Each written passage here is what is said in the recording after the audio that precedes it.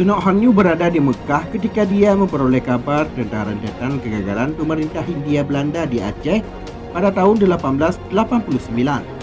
Sumbernya ia dapat dari surat kabar dan mulut para haji asal Hindia Belanda termasuk dari Aceh.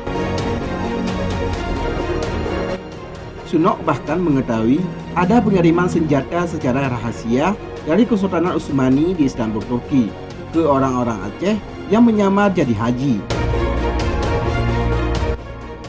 Para pemberontak yang melarikan diri dan dicari oleh para pembesar Belanda diketahui berada di tanah suci Islam, tulis PSG Van Koningsberg dalam Sunok Hanyu dan Islam. Perang Aceh sudah berjalan hampir 16 tahun, tapi pemerintah Hindia Belanda belum mampu menaklukkan Aceh.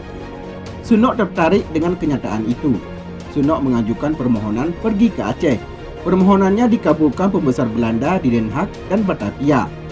Sunok tiba di Aceh pada 16 Juli 1891 dan mengemban perintah khusus dari Van Taijin, Gubernur Aceh, untuk mengupas kedudukan para ulama, tapi dia menghadapi kesulitan. Di Aceh dengan segera saya mengetahui bahwa data-data yang tersedia mengenai bahasa, negeri, dan rakyatnya masih belum memenuhi sama sekali apa yang diperlukan.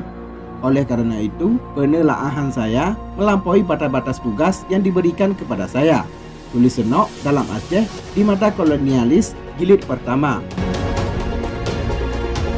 Sunok mencari data tambahan dengan berkunjung